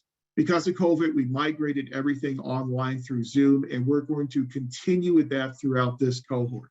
So if you are not local to the Long Beach campus, that is fine, because you obviously can attend these sessions using Zoom from anywhere in the country or anywhere in the world. In addition to our synchronous Zoom sessions that we have on Monday evenings, you will also then participate in discussion sessions through Canvas. These Canvas discussion sessions are asynchronous, which means you don't need to be in front of your computer at any other time other than Mondays at 6 o'clock for your live Zoom sessions. You can complete these Canvas discussion sessions throughout the week. The way in which I handle these discussion sessions is I ask that your discussion participation be completed the day before our next Zoom session. So we'll have a Zoom session on Monday, then you'll have the entire week to work on those discussion questions, and then you'd have to have that discussion post then done before we meet again the next Monday in Zoom. Dana asked a good question in text chat. Will the recorded sessions be available to students? Yes, they will. And what I will do is, and all instructors do that, we record each one of our Monday Zoom sessions as well as our Saturday Zoom sessions.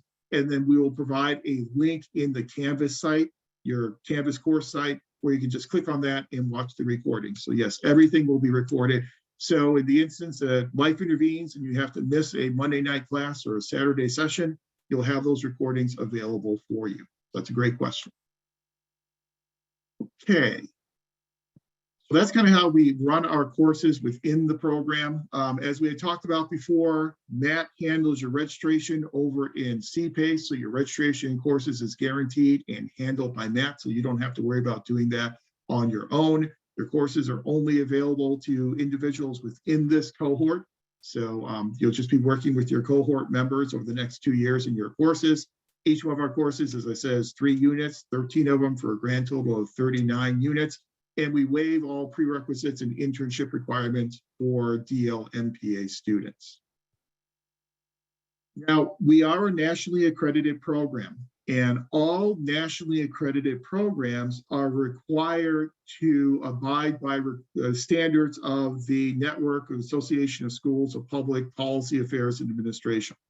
And one of the requirements of all NASPA accredited programs is that every NASPA accredited program must focus on 5 what they call universal competencies, so that when students graduate from a NASPA accredited MPA program, they have acquired 5 main competencies. And so this is what's important about graduating from a NASPA accredited program.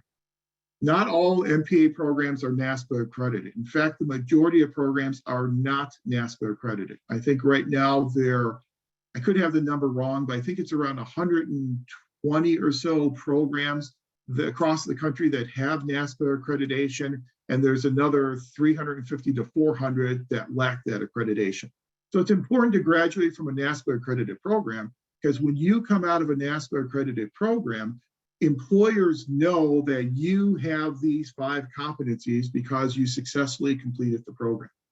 And the 5 universal required competencies are: number 1, the ability to lead and manage in the public interest, to participate in and contribute to the public policy process, to analyze, synthesize, think critically, solve problems, and make decisions in a complex and dynamic environment, to articulate, apply, and advance a public service perspective, and then finally to communicate and interact productively and in culturally responsive ways with a diverse and changing workforce and society at large. These 5 competencies will be interwoven into all of those core courses you take in the distance learning MPA program. We have different assignments that we have embedded within each one of our core courses so that we will be able to measure how well you have acquired these competencies. So you'll notice in your core courses, you'll have what are called pre and post instructional assignments. There'll be an assignment that you'll complete at the beginning of that core course, and then you'll complete a similar assignment at the end of that core course. That pre and that post instructional assignment is designed to try and measure your acquisition of the relevant competency in that core course. So each one of your core courses, with the exception of your first course, 500, and your last course, 697, Directed Research, all your other core courses, budgeting, HR, org theory, policy, and research methods, will have these pre and these post instructional assignments. And that's our assessment devices to help measure your acquisition of these competencies. We then report all this information on an annual basis to NASPA to show NASPA that we are teaching and conveying these competencies on students within the MPA program. So those are the universal competencies that we have to abide by as a nationally accredited program. I had already shown you the course schedule, so you know the way in which we have sequenced the courses. You're not taking all of your core courses first. We do have some electives that come up, and then you finish a core course. And so we've kind of sequenced it to make some logical sense for you as you proceed through the program. We've scheduled 697 Directed Research, which is your culminating core course, to occur after you've completed all of the core courses, because those other core courses will then prepare you for 697 Directed Research. In PPA 697 Directed Research, again, you're not going to take that until summer of 2014. So we've got a ways until we get there. But the purpose of that 697 Directed Research is to afford you the opportunity to complete 5 different case studies. 1 case study in each of the core areas of the program. So in Directed Research, you'll have a PPA 535 public budgeting case study. You'll have a human resource management case study, an organization theory case study, a policy analysis case study, and a research method / program evaluation case study. In 697, those 2 sections of 697, those 6 units, you will be completing those 5 cases independently and submitting those 5 cases then to myself or Dr. Butts in order to have those cases evaluated and graded. I tend to grade the budgeting, human resource management, and organization theory cases. Dr. Butts will tend to grade the policy analysis and the research methods cases. I know it's kind of unfair. I have to do 3 and he does 2, but that's just kind of the way in which it's worked out. He gets a pretty light load there in terms of grading. But we then evaluate those cases. That's what constitutes that PPA 697, those 6 units of PPA 697. You'll just be working on those case studies.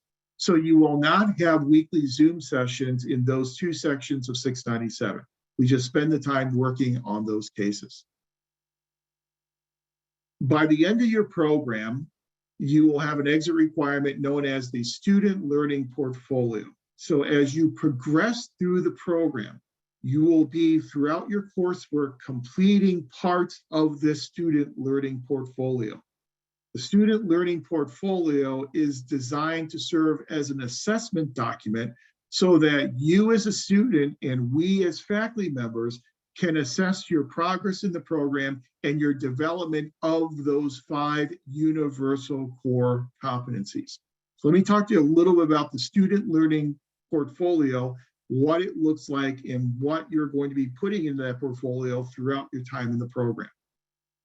So you'll begin building the Student Learning Portfolio in PPA 500. So in PPA 500, you will complete an assignment called the Initial Skills Self-Assessment. And I will show that to you in our first class session next week. But essentially all it is a self-assessment of how much you know or how comfortable you are with the different skills in the MPA program. So we'll ask you on a scale of 1 to 5, with 1 being not at all experienced or no knowledge whatsoever, up to a score of 5, which means that you're very well versed and have a lot of experience in the area. How much do you know about budgeting and finance? How much do you know about human resource management? How much do you know about organization theory, and so on and so on? And so it is an honest self-assessment that you will be doing in this thing called initial skills self-assessment. And Esmeralda asked, for the SLP, the Student Learning Portfolio, is it virtual through Google Drive? Yes, the submission of that will be done virtually through OneDrive. And so I have an instructional video that I'll provide for you when you get to 697 to show you how to assemble the portfolio and then submit the portfolio through OneDrive. So yes, it will all be done electronically. We have it done through OneDrive for a couple reasons. One is that sometimes the portfolio is too big to email to me or to Dr. Butts, and so it's just kind of a logistical issue. But also the nice thing about OneDrive is that whenever either I or Dr. Butts, whenever we open up that file that you have submitted your portfolio, you then get an automatic email notification saying that Adam Butts or Dave Powell has opened up your file. So you know when we're reviewing it. So it's just a nice confirmation that you know we got it and that we are reviewing it. But this student learning portfolio, again, you'll start building here in PPA 500 with that initial skills self-assessment. So you do that upon entry in the program in the 500 course. Then you will redo that initial skills self-assessment in what we call the final skills self-assessment, and you'll do that in PPA 697. So after you've completed your 5 case studies, then you will do this final skills self-assessment where you will assess your skills at that point in the program so that we can then compare, after you've completed all your core courses and your case studies, how comfortable you are in these different areas of the program and how much you feel you know about these different areas of the program. We can compare that to what you told us on your initial skills self-assessment. So they're nice bookends as a self-reflection on what you have learned in your time within the program. So part 1 of your portfolio will just be that initial skills self-assessment we're doing here in 500, and then the final skills self-assessment that you will do in PPA 697. And that's all. You just have to put those into part 1 as is. So that's part 1 of your portfolio.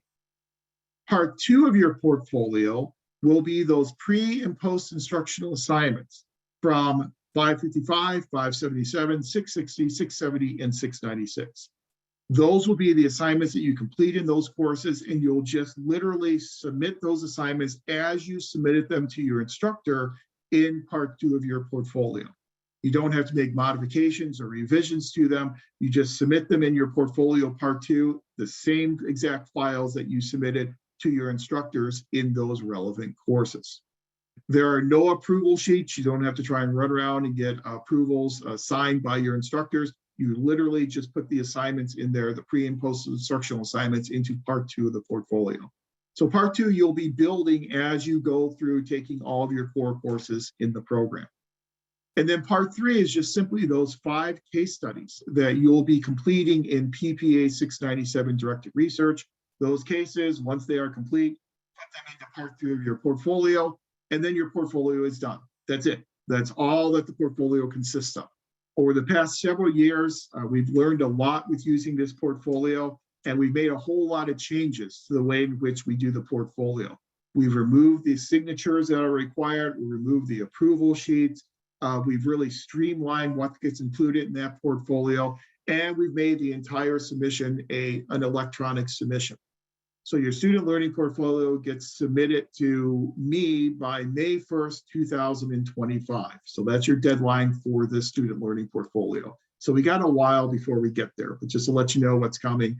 But again, you'll be building it throughout the program. So when it comes time to submit it, you'll have everything already done, and there won't be anything new that you'll have to create. And then it gets submitted electronically to me through the use of OneDrive.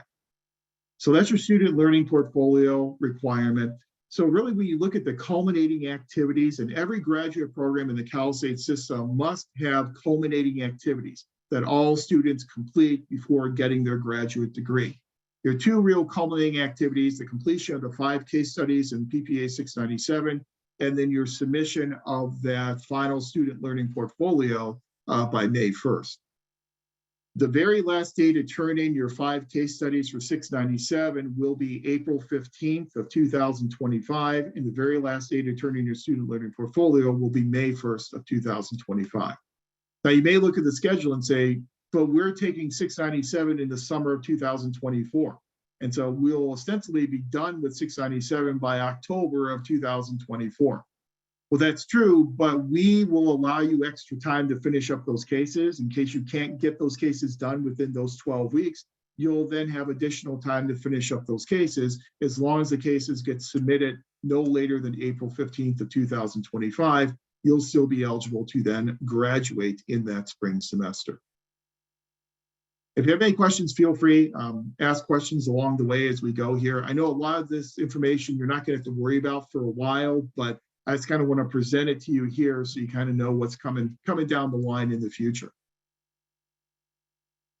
There are some administrative requirements for all graduate students. One administrative requirement is advancing to candidacy. Advancing to candidacy consists of filling out a form whereby you list all the courses you are taking in the program and when you are taking those courses. It essentially is your program of study. So it is a contract between you and the university.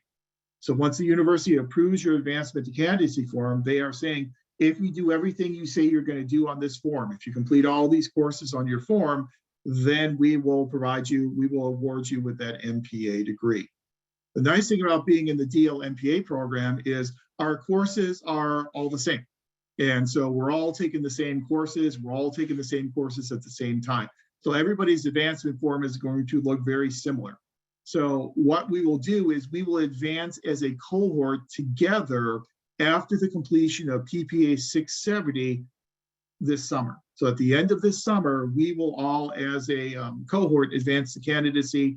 Geraldine and I will send you out information, send you out an email reminder about how we're going to advance the candidacy. So we will all get advancement to candidacy done as a cohort in summer 2023.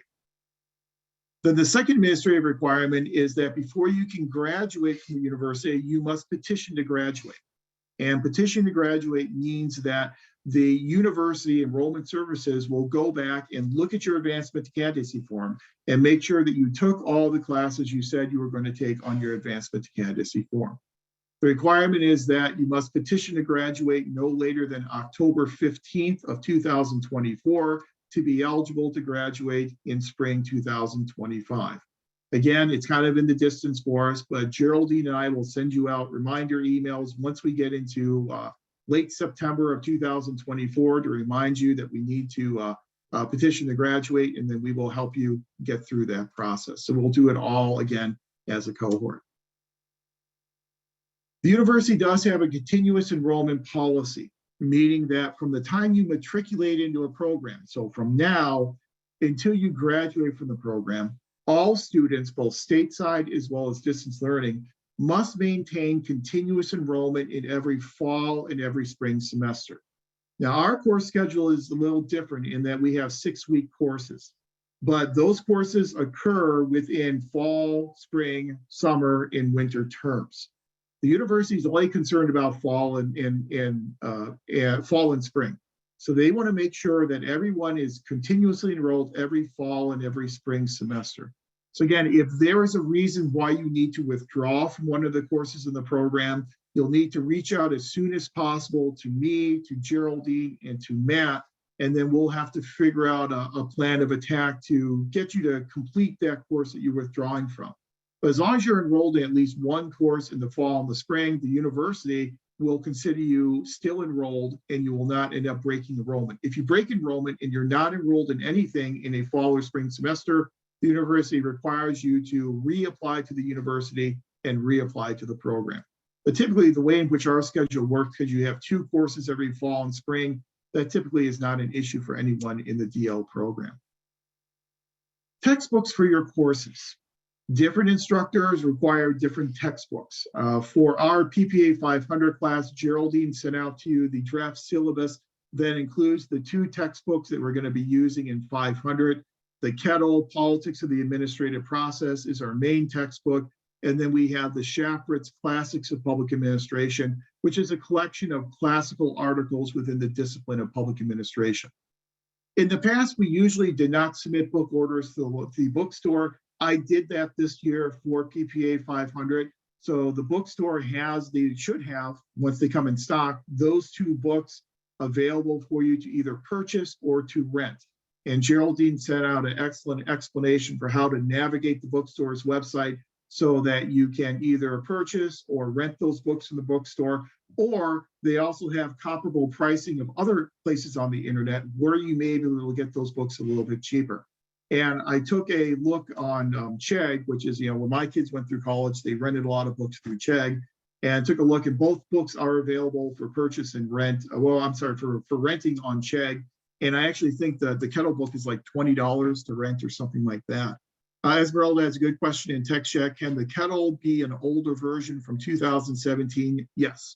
If you can find an older version that's not too terribly old, but a version that's a few years old of the Kettle textbook to save yourself some money, absolutely. Because what happens is the academic publishers, they revise books all the time, but the content of those books rarely change very much. And so the basic backbone and staple of that book is going to be the same whether it's a 2021 or a 2017. So absolutely.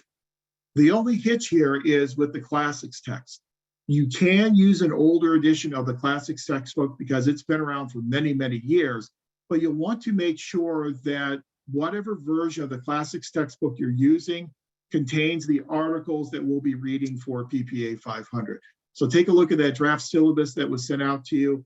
Look at what articles we're covering and cross-reference, and make sure those articles are also included in whatever edition of the classics text you choose to purchase.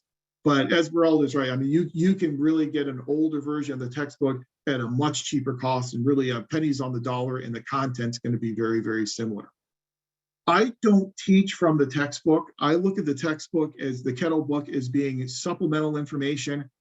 Don Kettle, he's a very well-known person in the field of public administration and an all-around nice guy. I've served on several panels with him, done some research with him in the past. It's a great textbook, but in our Zoom sessions, I like to offer information a little bit differently than Don does, and I provide some different examples. And so I do not teach from the textbook.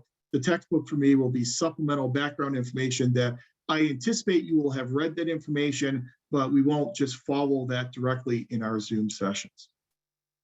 We do have a website for the MPA program, and that's listed there on the screen for you. And again, this session's recorded, so you can go back and get this information from the recording. But that website is for both the stateside as well as the distance learning program. We do have some forms available on there that work for both programs. Some more information on each faculty member is provided on that website as well. Contact information, obviously, for Geraldine's on the website. Also, we have another staff member who works in the office, Kathy Allen. Her information's on there as well. She works primarily with the stateside program, and then Geraldine has responsibilities there for this distance learning program. So that, in a very big nutshell, is the DLMPA program and some of the idiosyncrasies and characteristics of the DLMPA program. Do you have any preliminary questions at all on the program itself? And thank you, Geraldine, put the website in there. Very efficient. Thanks, Geraldine. So it's in the text chat for you in case you need it. Any questions about the program itself? Okay. We have a couple minutes left. Oh yeah, go ahead, please. So my job right now, I work in a recreation department for a city. And so far, I don't really see any issues with the Saturday courses, but I do tend to work like probably 75% of our special events. So in the event where there is overlap, like we have a big city event that I have to work and it's a Saturday class, how is that going to work? Like, is it going to be kind of on an instructor by instructor basis of like how I can make up that time if I do have to be at work and I can't get out of working an event? Like, how should we proceed with that in terms of the scheduling? Yeah, that's a great question because I know people have responsibilities of work. Sometimes you can't be at a Saturday session. Sometimes you may have a city council meeting or a board meeting or something on a Monday evening. It's on an instructor by instructor basis. You're correct. And for my courses, I do not grade on participation or attendance. So all the sessions are recorded. If you can't attend a session, that's absolutely fine. You can watch the recording and then ask me any questions you have after watching the recording. So it's not an issue for any of my courses. I know some instructors do require attendance at the Saturday and the Monday sessions. So the best course of action is to reach out to that instructor first, let that instructor know what's going on and that you won't be able to attend. And then usually the instructor will say, no worries, it's being recorded, you can just watch the recording. If they do grade based upon attendance, then they'll come up with some assignments that you can do in order to make up those points. But it's really done on a very much instructor by instructor basis. Absolutely. Good question. Do we have classes every Saturday? No, you only have a class on the first Saturday session and the last Saturday session. So for instance, for our 500 class, we have a session next Saturday from 9 until, we won't go till noon. We'll probably go 9 to 10:30 or 11 or so, just introducing the course and the course material and the course expectations. And then we meet again 6 weeks later on that last Saturday session, which I don't have my schedule with me, but it's like April 15th or 17th or something like that. So only the first and the last Saturday sessions. And again, it's in the morning starting at 9 a.m.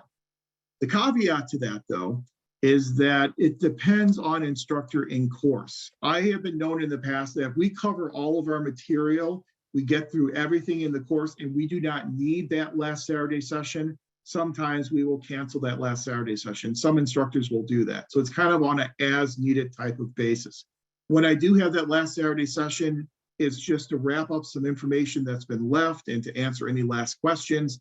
And it's usually a very short session, and then you can go off and finish up whatever final assignments you have for that course. So it really depends upon the course and depends upon the instructor, but only 2 Saturday sessions per course. Good questions. Any other questions? I see Chris Garcia, you have your hand up, sir. Oh, Chris, I'm sorry, I missed that. Go ahead, Chris.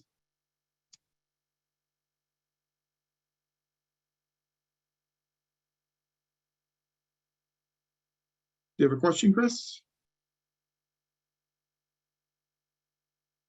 Not sure your audio was working, Chris. I saw that you're Yeah. you're muted now. Oh, your muting is off. We still can't hear you though. Try one more time. If not, type it in the chat. Yeah. Unfortunately, we can't hear you. So Matt's right. Just go ahead and type in the chat, and we'll get you an answer to your question. I know we have just a couple minutes left, so let me go ahead and, without wasting any time that we have, let me go ahead and, if I can, share with you, if I can find it here, our site. Let me just go ahead and share my screen. That'll probably be easier. And let me go ahead and take you to our Canvas site really quickly, if I can. Yeah, it's not working for me. Okay, and Dr. Powell, Chris had put in the chat, when will our grades be made available each class? Good question. Grades have to be submitted by instructors no later than 96 hours after the course is ended. So when your course ends on a Saturday, that means that your grades will be put in by your instructor and will be available usually no later than that following Tuesday. So you'll get your grades relatively quickly after the end of a class. I tend to be a little strange with that in that I do my grading really fast. And so I might turn it around within the same day that assignments are turned in. I can't stand seeing ungraded assignments. It's just me. And if I see an ungraded assignment, I have to go in and grade it. Even if it's like 2 o'clock in the morning, I still have to go in and grade that assignment. So don't be alarmed if you get your assignments back from me very, very quickly. But final grades have to be within 96 hours of the end of the last class. I am still trying to get this to work for me. So try this. Dr. Powell, we have another question on the chat. Yeah, go ahead, please. I would say Claudia has one about possibly missing the first day of 555 and letting Williams know. Yes, the sooner the better. As we were saying at the beginning with regards to communication, if you're that far ahead and you know what's coming up, yes, make them aware now would be fine. And then if you're making them aware so far in advance, as it gets closer to said thing, go ahead and send them another reminder just to put it back on their back of their mind. Okay, but yes, communicate as soon as you can when you know things, that way we can plan accordingly. You're very welcome, Claudia. Right, perfect answer, Matt. That's exactly what I was saying. Ditto. Yeah, do it early and communicate early, and instructors are used to students needing to miss classes. You know, it happens a lot because you're working professionals, and everyone in the DL program has taught in the DL program for several cohorts. And so they've been through this before, and they know exactly some of the requirements and demands placed upon you as a working professional. So yeah, just reach out and we can always make accommodations. I finally got it to work with just seconds to spare. So this is our 500 site on Canvas. As Chad said, you know, the way in which I organize it according to modules. And so all the information is on our Canvas site organized by modules. So you have the syllabus, on there that was sent out to you earlier. Your initial skill self-assessment, we'll talk about that next week. That's one of the first assignments you're going to be doing. Then readings I have provided for you are in those modules as well. And then I organize everything by week. So we have our week 1 documents. And so the PowerPoint slides that I will use for our sessions in week 1 are included there for you, along with the assignments for that week 2, week 3, week 4. You can see I've organized everything by our modules. What I've done is I've had to truncate some information from the 8 weeks. And so some of that week 7 that you see is going to be pushed then into week number 6. Let's see, Emily, do we have access to course information on Canvas now, or do we have to wait until we are enrolled? I believe, Matt, correct, they'll have to wait until they're enrolled. Correct, yeah, Matt beat me to it. But yeah, once you're enrolled, then you'll be enrolled into the Canvas site and be able to see all this information. So, and that should happen then before our first class session next week. But again, you'll have discussions that you'll be working on. And so the discussions are all listed there for you. Each week we have a different discussion called the Canvas essay, where you will be responding to a prompt that I provide and then responding to your classmates. All your assignments are also listed there under the assignments tab. And like Chad said, it's all very user-friendly. It's all very intuitive. Once you log in, you'll be able to see all the information that's available there for you. I also provide for you the link to our Monday sessions, and the link is the same for each one of our Monday sessions. And so here's the link here for our first Saturday session next week. This link for the Monday session is good for all 6 of our Monday sessions. And then there's a link on here for our final Saturday session. Since you're not yet enrolled and you're not yet granted access to the Canvas site, I will go ahead and Geraldine and I will send out the invitation for next Saturday's Zoom session. We'll send it out to you via email to make sure that you have that and you're all ready to go for our first class session next Saturday. But we'll go through the Canvas site a little bit more next week in our first session. We'll go through the PPA 500 syllabus. We'll talk about what we're doing in the class, the types of assignments we're doing, and get all the details to get you going in 500 then next Saturday morning. That's all that I have. It's 11:57, so we have a few minutes left. So any other questions about the program, anything at all that we covered this morning in our orientation? I have a question about an assignment. Sure, go ahead. I wrote it down. I don't know if it's just on my end, but there seems to be like conflicting due dates. For Canvas essay number 5, it says due April 15th under the schedule, but then I go to where the due dates are and it says March 15th. Yeah, that's a misprint. It should be April 15th, the last day of class. And then is that the final exam or is that something else? No, that's our final Canvas essay. So this 500 class is a little bit different in that we don't do the traditional midterm and finals that you do in a lot of other courses. We grade, primarily we're going to be looking at your discussion essays. And so that is the final discussion essay due date is April 15th, our last day. Yeah, that's your final and your 5th and final Canvas essay. So that's the final exam? No, it's just the final essay. Yeah, the Canvas essay number 5 is the final essay you'll be doing. So one of 5 essays you're doing throughout the course. Okay, because I got confused because I did also see final exam due April 15th.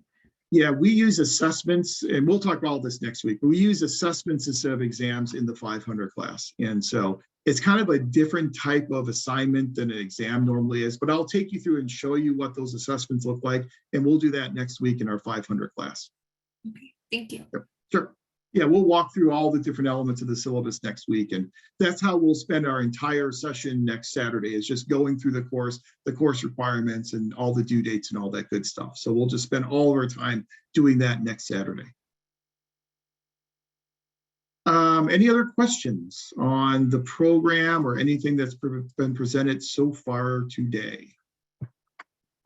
Okay, I see there's a question in the chat from Vu. This question is for moi. Will we be getting invoices for all the classes that we will be registered for? Just asking in case some employers. So what's going to happen, you'll have those records in your student account. VU. So you should be able to pull something. Now, if your employer, typically they'll need a grade. That's something my office can't put on any paperwork. That's something you'll have to show them your transcripts or something of that nature if they need that. But beyond that, at the beginning when I was speaking, we can create for you, which is called a verification letter.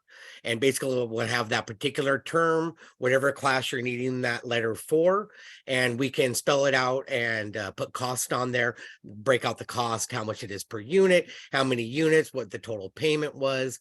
And usually that's acceptable by employers as well. So if that's something you need, you just let me know each time you need one of those letters that goes not only for VU, but for everybody else in the cohort. If that's something that you do need, just when it gets closer to the end of the class, just say, hey, Matt, I'm going to need a verification letter. Once the class ends and everything is good, then we can go ahead and send that out. Again, including any payment information on there for the employer, course information, course dates, and things of that nature. And beyond that, I had sent out something in the chat just as a reminder. About half the cohorts has emailed me already. The other half that hasn't yet, I saw a couple more trickle in. Just go ahead and please do so by tomorrow. That way, Monday morning, I can go ahead and submit registrations. You guys can get processed and hopefully all set by Wednesday, the absolute latest. If I don't hear back from you, I'm just going to go ahead and put you in for one class just so we can get the ball rolling. But again, communicate that with me and we will process accordingly. I just want to, before I leave, I just want to thank Dr. Powell for another great presentation, and Geraldine as well. This is our first one. So thank you very much. All the information that you send out to the students, Geraldine, has been fantastic. The only thing Dr. Powell and I can say with these orientations now being through Zoom is that we don't get to take home any bacon. We were rolling there with breakfast orientation, so I missed that. I was just talking to my wife about that yesterday. No more bacon hordes and coming home with stuff, but it is what it is, and it's great to see everybody, and everyone have a great weekend. Thank you, Matt, and thanks for being here and providing all the information. Matt's correct. You know, when we used to do these orientations on campus, CPACE would put out a really nice spread for us of breakfast, of eggs and bacon, and so yeah, we would always load up on the bacon before we left, all the leftover bacon. So you don't get breakfast this morning, but hopefully you got some useful information that'll help you through the program. So if you do have any specific questions that pop up, feel free to send us an email to Matt, to Geraldine, to me. You know, including all three of us on the email usually is a good practice, so we're all in the loop. Otherwise, welcome to the program. I look forward to working with everyone. I'm sure you're going to enjoy your time in the program, and have a good weekend. And I'll talk to you again next Saturday for PPA 500. Take care, everyone. Thank you, and welcome. Thank you, And Geraldine, everyone. You wanted to say something? Yeah, you all were so wonderful to work with during the application process. I'm so excited for you all, and feel free to email me if you have any questions or want to just say hi. You can feel free to email me anytime. And Geraldine is, if you haven't noticed already, Geraldine is awesome. And so she's a wonderful asset to the program. It's been great working with her so far. And yeah, we really work together very tightly as a team. So thank you, Geraldine, for everything that you do. Thank you. Thank you. Thanks, everyone. Have a great Saturday. Talk to you next week. Bye-bye. Thank you. Bye.